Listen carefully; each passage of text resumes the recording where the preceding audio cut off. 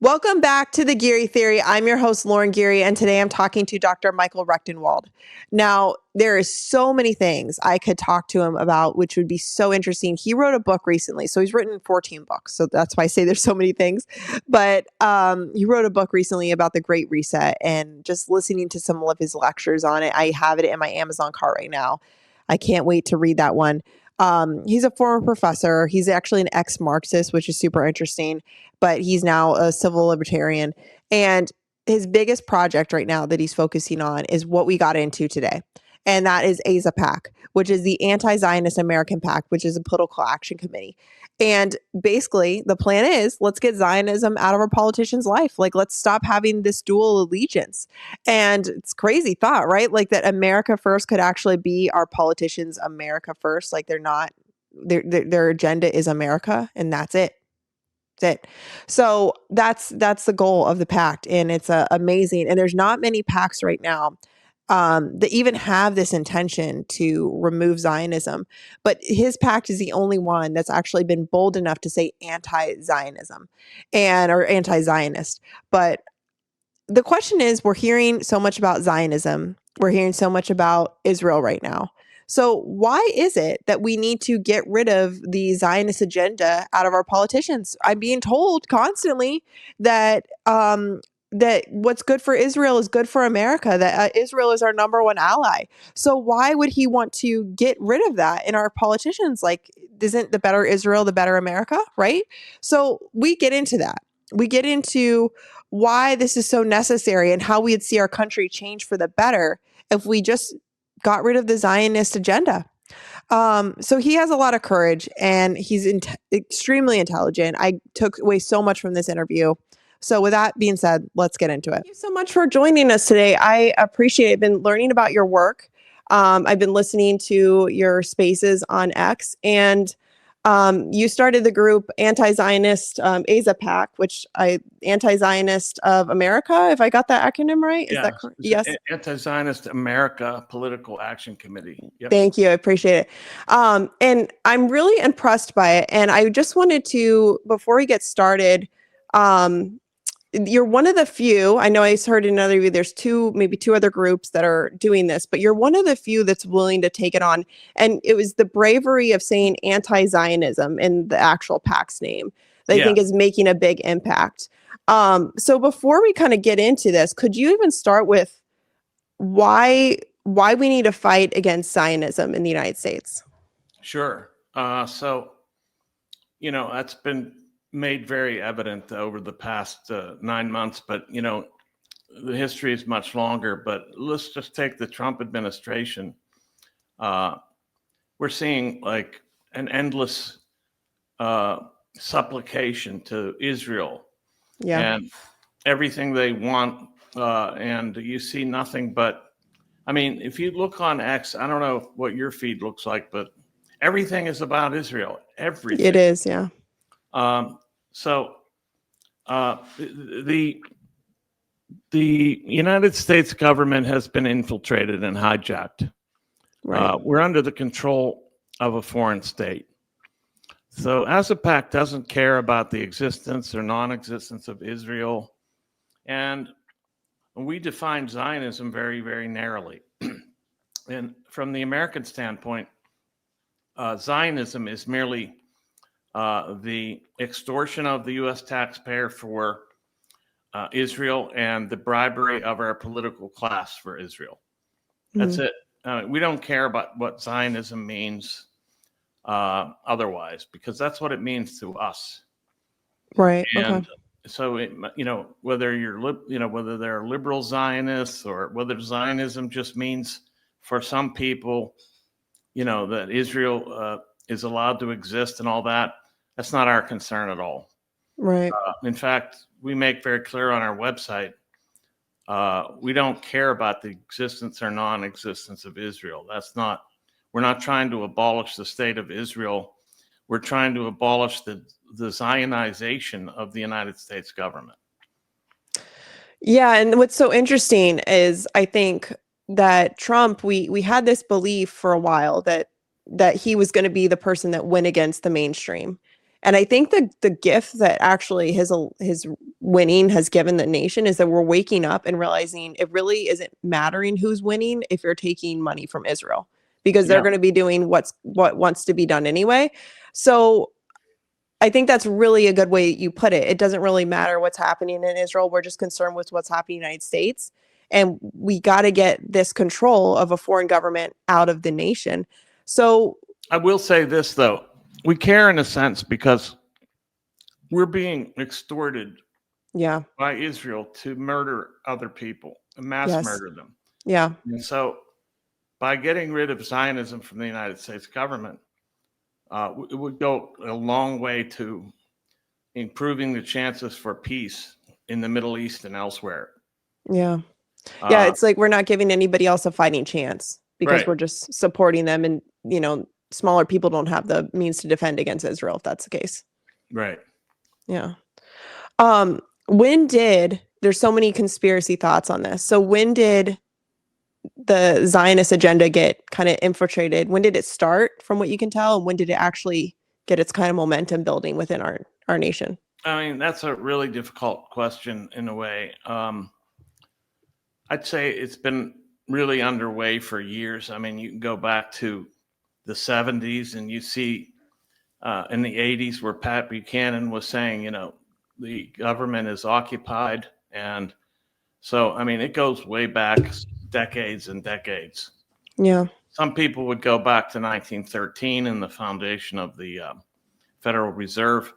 I'm not going to adjudicate that kind of claim. I think the main thing is that it exists. Historically, it has been growing, and under Trump, it is mask off. I've never seen anything like it. The obsequiousness, the constant subservience to Israel, Yeah. our political class taking all these junkets to Israel, funded by AIPAC. You saw even state senators going over to Israel, 250 of them, and Yeah, they're all taking these trips. rallying under a banner of 50 states, one Israel for all. I mean, this is just unbelievable. Yeah, it is. So, I mean, they think they've basically subsumed the United States into Israel. And as a matter of fact, I think a lot of our political class thinks that our fate as the United States is utterly, completely, and inextricably attached to Israel. Yeah. So that they think anything that's pro-Israel is pro-American. Yeah. This doesn't make sense because it doesn't benefit Americans at all. All the wars that have been fought at the behest of Israel, going all the way back to, of course, the Iraq War, the attacks on Libya, Syria, Yemen, and on. All of these adventures, military adventures, all for Israel. I would even venture to say that much of our national debt, the 38 trillion, is attributable to expenses that we've accrued on behalf of Israel. Yeah, and it's just, I think that's what it is. I don't know if you find this to be true, but when I've kind of been aware of the Zionist agenda since I was like 15 or something, but one thing I've realized is that I find the Republican Party, and I think it's because there's so many more Protestants in the Republican Party, that they have this blind support to Israel, that they feel like as a Republican, part of your duty is to support Israel. And then you look at the Democrat side and you don't have that conversation, but then the politicians will be the supporters of Israel. Do you find that to be true? Yeah, that's right. I think you have a great deal of people on the right that think that support for Israel is absolutely incumbent upon them, that they have to do it for moral and religious reasons, Christian Zionism. Right. You don't have so much Christian Zionism on the Democrat side, but you still have them voting to fund and arm Israel. Yeah. So, I mean, you look at, I would say, 95% of our Congress is completely beholden to Israel and has taken Zionist donor money. Yeah. So, it's not just the one side that's the problem. It's a unilateral problem. Say that Bipartisan. again. Was what percentage of our Congress has taken money from Israel? 95 roughly. 95. Yeah. So it's pretty much everybody. Pretty much everybody. That's insane. 95%.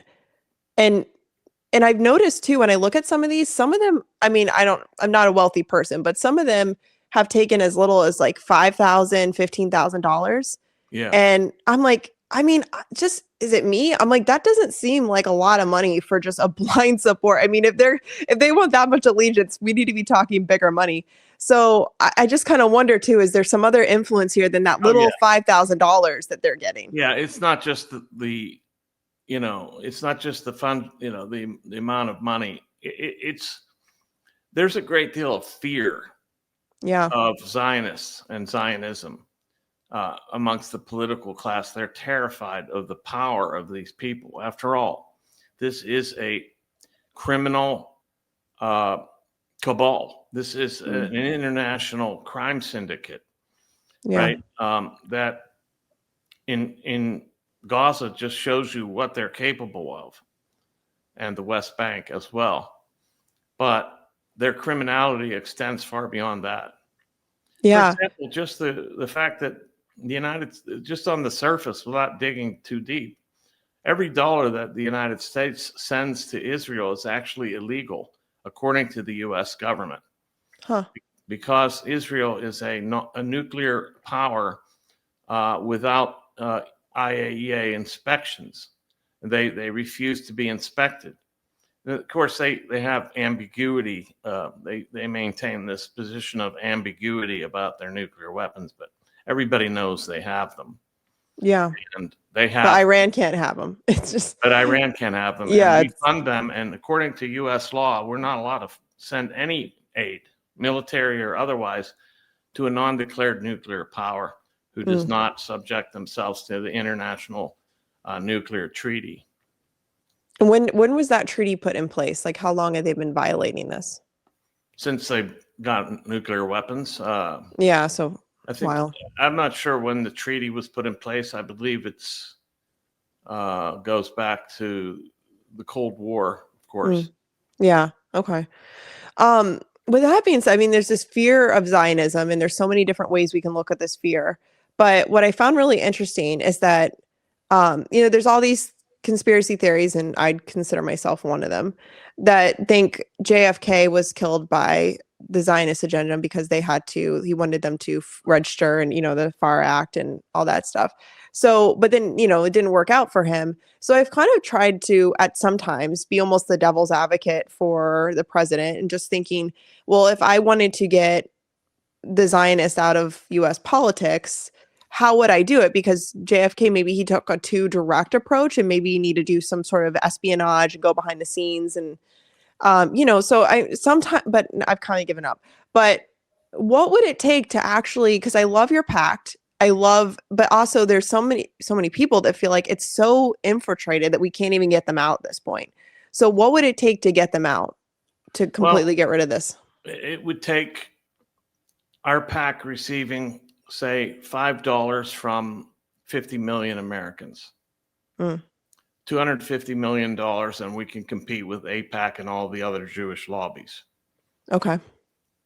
And then we could get rid of the political class. Then, of course, there's the deep state, which is also Zionist. Yeah. The whole intelligence apparatus has been taken over by them as well. The CIA goes back to Angleton and his maneuverings there within the CIA to basically make Mossad and the CIA identical. Okay.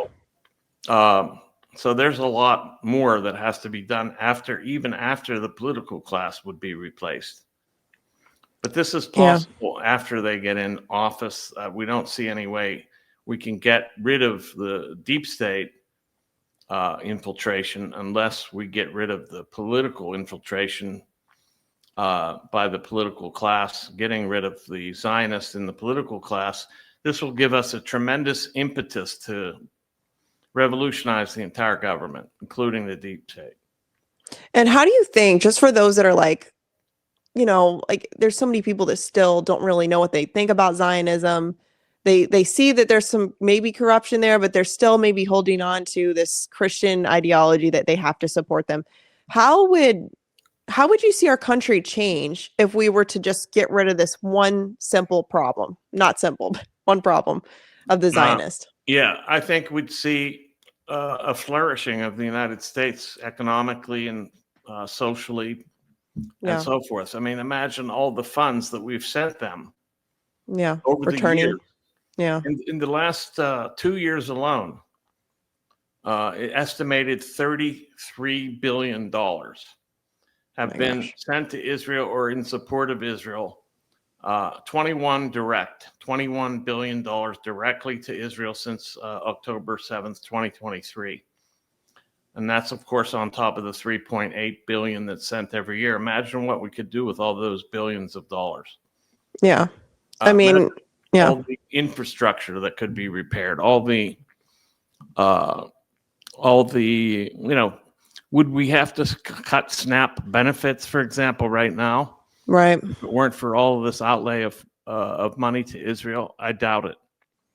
I would even venture to say, even though I'm an anti-statist libertarian, and I don't really bring that ideology, except for the non-aggression principle, to the PAC, but I would even venture to say that even if we could force social welfare programs down the throat of the government, we could force them to divest from the military industrial complex. That would be a big step. Yeah. I mean, over there in Israel, from my understanding, is they get free houses, free healthcare, pretty much just live off the government. And it's like, well, where's that money coming from? Because I'm not really seeing, they have some factories over there, they're producing things and they're selling it. Like, where are they getting their money? And I mean, they really just, is everything being funded pretty much by the taxpayers' dollar in the United States? Pretty much. Plus, they sell a lot of things. They sell a lot of technology to the U.S. government. So, we're probably their biggest customer, the U.S. government. Is that where we get this idea that we're the biggest ally because they supply us with this? Yeah. Okay. I mean, I think also that there's this sense that we need Israel as an outpost in the Middle East in order to quell any kind of trouble there. But all the trouble is owing to the fact that we have been supporting Israel. So any hatred to the United States, like by Iran when they shout death to America, this is all because of our affiliation with Israel. Right. They wouldn't care about America if we didn't fund and arm one of their nearest neighbors who has done nothing but atrocities against them. Yeah. So it's a fair thing to say. When you're seeing like everybody, that's the thing is like, I hate what's going on in Gaza. It's just I don't even have any words for it. But the one fruit of that is that I feel like it's been so horrendous that people are waking up to, why are we giving so much support to Israel? I think some people are finally waking up. I think people are starting to come around. In fact, a lot of the MAGA people even are falling off of the train. Yeah. Because they're seeing that MAGA is really MIGA. Yeah. Make Israel great again, although I wouldn't argue that it was never great. But so I think there's been a lot of disaffection over the past 2 years. It's growing. You can see the youth in particular, right and left, doesn't matter, really challenging all this. Yeah. And that's why the Zionists took over TikTok, and that's why they forced a sale. Right. Because TikTok was a place for Gen X and Gen Z and so forth to get Israeli news or news on the genocide there. And so, they needed to get that in the hands of Zionists so they could stop this, so they could stop the reportage and the quash the anti-Zionist sentiment that is still massive. Yeah. That's one of the beauties. I mean, I like to look for the good and bad things, because now I'm seeing this whole idea is it's right versus left. It's kind of, if you're paying attention enough and you're seeing it's not even, it's just Israel. Like it's like everybody. It's not right. Yeah, it's not right left. Yeah. I try to tell people that we should look at the vertical axis instead of the left-right axis. It's up again, it's the people versus them. And they are the ruling class in the United States. The ruling class is Zionist in this country. And that is a problem. It is such a problem. And then going back to this idea of fear, one thing that kind of made me hesitant, but I'm like, whatever, is that I'm seeing so much on my feed is that people are talking about that there's things happening in the United States law where anti-Zionism or anti-Israel is being conflated with anti-Semitic. And then people are like, they're going to take away your passports and you could do jail time and, you could lose the right to do business and all these things. And it is scary. I mean, especially for your average day person that, is just trying to make a living and they don't want to lose their job or whatever it may be. They don't want to go to jail. You have kids, all these things. You're trying to make a better future for your family. And then you're like, if I post one thing or I say one thing to the wrong person and maybe it's recorded, I'm going to be going to jail, or are these things actually, these fears founded in anything, or is it just fear mongering? No, I mean, look, they passed, somehow it's not law yet, but they have this Anti-Semitism Awareness Act, which is based on the IHRA definition of anti-Semitism, which is, as they say, it's provisional, so it's always under construction. They could change the definition at any time. And that definition already includes anti-Zionism as anti-Semitism. And that's what the state of Israel wants.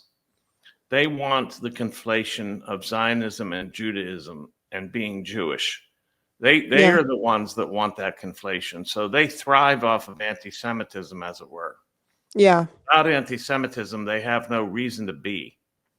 Yeah, it's a political party, if anything. It's not really like I'm having next week, Jews Against Zionism is coming on with one of the rabbis, Joseph. And, it's just like, that's what I think the other part of this is, because I'm also I'm a Catholic and I do attract a lot of Protestants that are kind of getting confused with this Christian Zionism.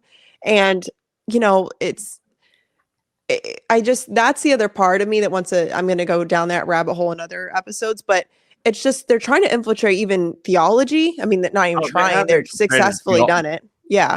They infiltrated. So the whole Christian Zionism movement is a Zionist psyop. It was funded by Zionists. It was funded by the Rothschilds.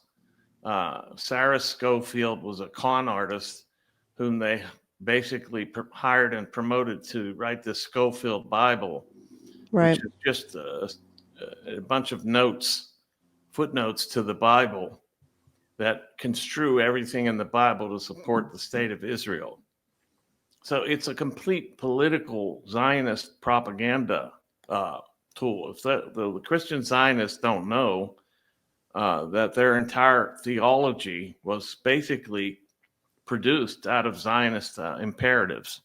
Yeah. And it's kind of crazy. It's like, well, they just like this idea that you could say the word Israel related to the word in the Old Testament. And even it's just, you can just decide that you're going to make a country and call it Israel. And that means the same thing as the Bible. I mean, it's like, it doesn't make sense. I mean, I could just call my house Israel and then what are we going to get? Everyone's going to blindly support.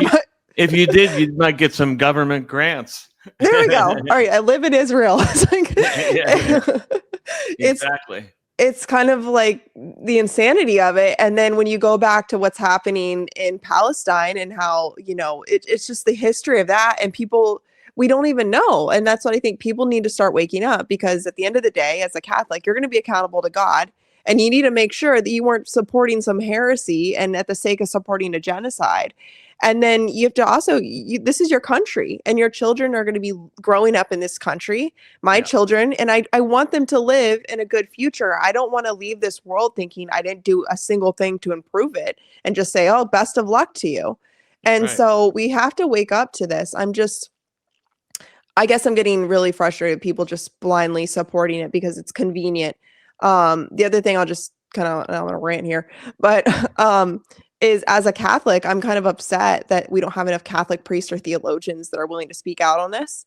And I've even email a couple because I'm connected with enough. And I've gotten mostly that they don't want to touch it because of this fear of being considered anti-Semitic. And I'm like, you're just like, I'm not even asking you. I'm just asking you to tell me what the Bible says about this idea of the chosen people.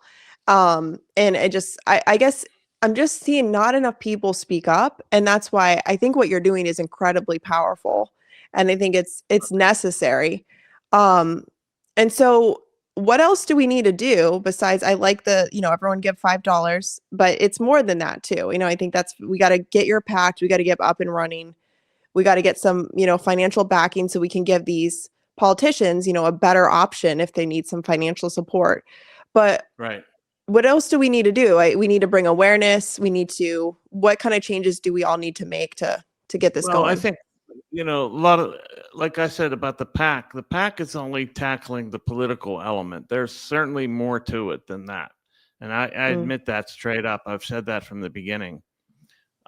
There's cultural work, there's social work, so to speak. There's, all the awareness campaigns that are underway are necessary, and all that feeds into the opposition against the resistance against this. Yeah. And I think if we scored major political victories, like we're trying to get Randy Fine knocked out of office, Randy Fine, the worst despicable Zionists in America, I think, in the political class, in the sense that he's celebrated the mass murder of Palestinians and called them animals and called for Israel to drop a nuclear bomb on them, and celebrated the death of children and starvation, things like that. If we could score a major victory like that, then we'll have it'll be a symbolic victory that will bleed over into more victories. So that's what we're trying to do. That's one of the candidates we're after. Yeah, and then we got the mayor of New York just winning. And then I've seen some things that, people say he is a Zionist. I just know that he didn't take money from Israel, so that's positive. But with that clip that's going around with the first debate, and all the candidates were up there, and they're like, where would you go? Where would you your first trip overseas? Everyone's like, I'd go to Israel. I'm like, if that doesn't reveal the problem with our country. It's like, I would say Italy, like go, I don't know, just go somewhere like enjoyable. But everyone's like, I got to go to Israel. I'm like, what's going on in Israel? It's like this blind support. And the fact that they would even ask that question, I think indicates where our country's at. That's enough right there. Yeah. That they have to ask, that they feel that question is so important. And it's like, and everybody had to answer Israel, and Mondami did not. And I think that was why they tried to get him. Yeah. They kept pushing him. And he's like, I would be like the mayor. Why would I be leaving? So it's like my job day one. Yeah. It's like, who would answer that? It's like, you're going for a job interview. Like, oh, if we hire you, where would you spend your first day? Well, probably in the office, not on a vacation. So it's the insanity that they even gave him so much pushback on that question, as if he was the one that was like crazy to even answer. I'd be at work, like I'd be in my office. It's just, I love what we're seeing, because I think if you're paying attention, and that's the problem I'm seeing, is not enough people are paying attention. But those that are, you can't unsee what's going on. No, once you see it, it's impossible to unsee it. We just got to get more people to see it. Yeah. And then we act on it. Another thing is, I find that a lot of people think that memeing and podcasts are enough, and they just aren't. I mean, they do help. And I wouldn't say we need to stop them. I think we do need them. Yeah. But what we've tried to do is put this into action where people can actually try to do something about it for once. And we are the first and only Anti-Zionist American PAC, period. Yeah. There's no others.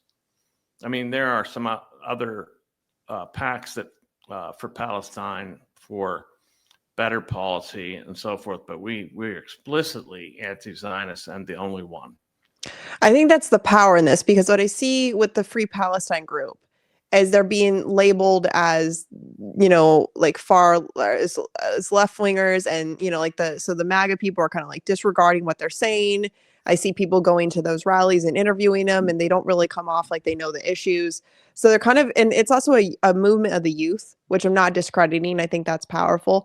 But I think you're looking at majority of the countries looking at them, and they're kind of like, there's no value there. They just easily disregard them. So when you come in with a pact like yourself, who's bold enough to say this isn't like a Israel-Palestine issue, this is just an anti-Zionism in America issue.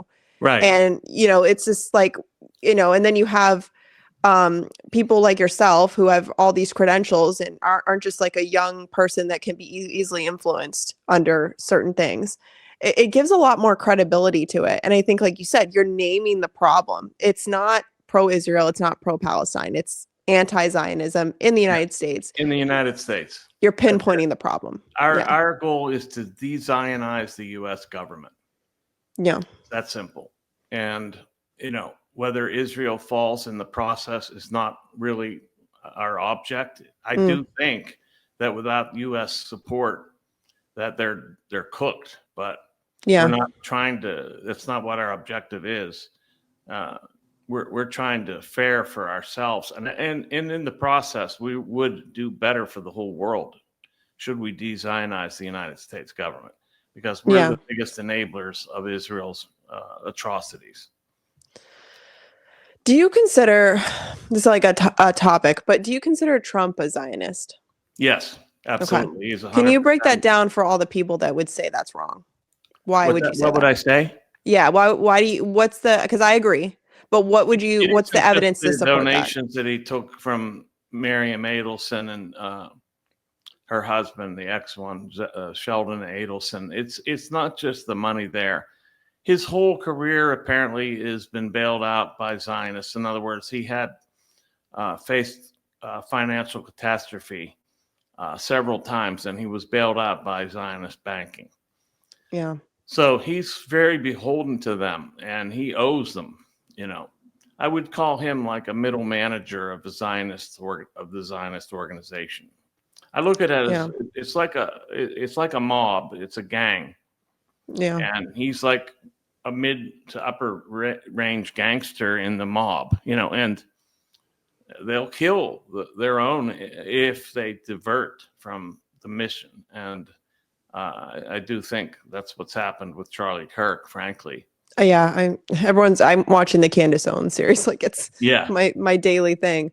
Completely agree. And I think that's really interesting. I never thought about that, like the financial side of his businesses being backed by Zionism, which it makes sense. And once you said it, but everyone's hung up on this. Two things that I think people are hung up on when it comes with Trump, and they're just saying, oh, he's supporting them because they gave him $200 million for this last election. And then there's like things with Epstein. I'm like, well, I mean, $200 million is a lot of money, but it's Trump. I don't think that that's enough to blindly get obedience. Right. And then the other thing is this Epstein thing. One thing I've always said is like whether or not people, because I think Tucker Carlson will say, well, maybe he doesn't think Trump's in the Epstein files, whatever that means, because why would he have been advocating for them to be released for so long and then just to change his mind? But I think the one thing, it's like whether or not he's in the files, Trump was clearly associated with them. And if I was Epstein, he would be like, he has a, weakness for women. He's, clearly connected. At the very minimum, I would have pitched him my kind of scheme of like, and Trump is not an idiot. He would have known what he is suggesting enough. And so even if Trump said no, to me, my argument is that Trump would have known Epstein's deal, whether or not he participated or not. And he should have worked to get that notarized, like, in the public. I guess he was banned from Mar-a-Lago, but I'm like, that doesn't feel like enough to me.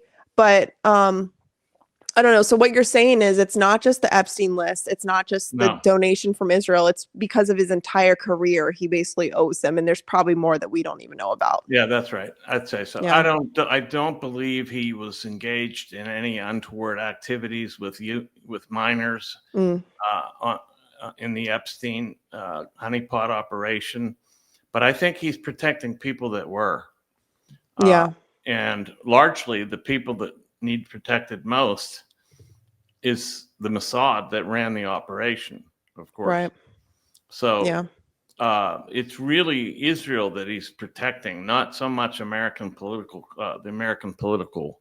operatives who were involved, but I think Israel is the real reason he's trying to keep that list under wraps.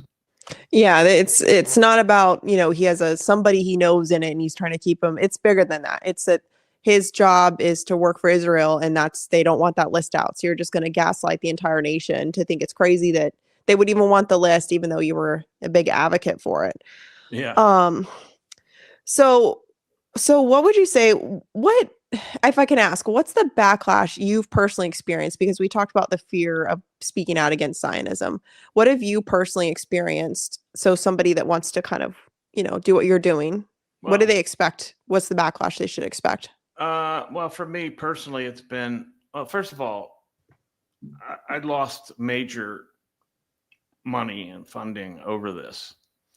Not the PAC, but even before that, before I established the PAC, I was very vocal in my criticism of Israel, especially when I was running for the LP Libertarian Party nomination for president, for the presidential candidate. I was very vocal in the criticism of Israel, and I lost my fellowship at Hillsdale College, and that was worth a good deal of money. Yeah. And my publisher as well. So you can, I've already been canceled by the left and the right, as it were. So there's no more they can do to me, really. It's like a badge of honor these days. I've been threatened, of course, but mostly just called names, Nazi and Jew hater and all that. They do all that. That stuff just runs off me like water off of a duck, because it's meaningless and it's just one of their weapons to escape scrutiny. That's what they do. They use this anti-Semitism canard as a way to escape scrutiny and to keep people from looking at their actions. Calling you a Nazi somehow supposedly makes you worse than them. But they're the ones that are cheering on or actually committing genocide. So I really don't take the word of genocide supporters very seriously. Yeah, I agree with that. Do you have any fear of these like future laws coming in and, you end up arrested or anything? Is that something you've thought about? They could make us illegal. It's possible that Trump would say, they would find out and say, look, I know Randy Fine knows about us. So, I'm sure there's some talk. And if, since they're trying to conflate anti-Zionism with anti-Semitism, they could try to make us illegal, I guess, under the Anti-Semitism Awareness Act, which who knows what it is in the sense of what does it really apply to American citizens? We don't know. It definitely applies to college students for sure. And why is that? They can, they can deport people and throw them out of school if they're Americans for anti-Semitism. But so you're saying American citizens? Yes. Okay, so American citizens, if this works out for them, they could say a college student could basically, when you say deport them, like they would leave the country, or you mean they're ejected from college? Ejected from college. Okay, so then, luckily college isn't as necessary. That's what happened to the one girl that supposedly pushed or touched this guy's phone, this IDF soldier. And she got thrown out of school. It's insane. Well, hopefully she escapes some unnecessary debt. Yeah. It's, and that's what it is. It's like, I have 3 kids, and, it's, you worry about, you hear all this stuff, commentators, their husbands get their jobs threatened because they're speaking out. And, everybody you hear is pretty much just speaking out on this is receiving some sort of backlash. I can take whatever words people want to say, but then it's this fear of like, they're going to put you in jail, and then you have children. It's like, well, that's where I can see people like pull back. And it's like we talked about too. It's just this fear of sounding anti-Semitic. Where do you think, it's not good to sound racist in any way, but I've heard so many things. It ties back to this story of what happened in World War II, of, you know, heaven forbid, we won't want to sound like Hitler. And that's why we keep seeing everybody's referred to as Hitler if you ever sound anti-Semitic. And it's like, so what do you say to that when, what is the difference between anti-Semitic and anti-Zionism? Well, I think it's pretty clear that Zionism is a political project and a political ideology. And you know, this is where I say we draw the line and say, look, we don't care about like what Zionism might mean in terms of the state of Israel and all that.